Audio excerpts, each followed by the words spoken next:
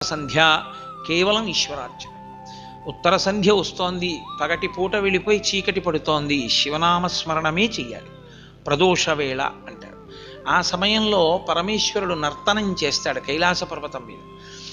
ఆయన కైలాస పర్వతం మీద నర్తన చెయ్యడానికి, ఆ తాండవం చెయ్యడానికి సిద్ధపడిన సమయానికి సమస్త దేవతలు కైలాసాన్ని చేరుకుంటారు. కాబట్టి ప్రదోష వేళలో ఇతర దేవతల యొక్క ఆలయంలో దర్శనము చెయ్యరు. కారణం ఏమి అంటే అప్పుడు ఇంకా వాళ్ళందరూ కూడా కైలాసంలో శివసన్నిధికే వెడతారు, శివదర్శనంలో ఉంటారు. కాబట్టి ఇంకా ప్రదోష వేళలో శివదర్శనం చేస్తే అందరు దేవతల దర్శనము చేసేసినట్టు. ఒక్క నరసింహస్వామి వారు మాత్రం మినహాయింపు. షట్కాల శివ పూజ ఎలా ఉందో షట్కాల పూజ నరసింహస్వామికి అలా ఉంది. అందుకని అసుర సంధ్య వేళలో మళ్ళీ నరసింహస్వామి వారి దేవాలయానికి మాత్రం వెళ్ళవచ్చు. మిగిలిన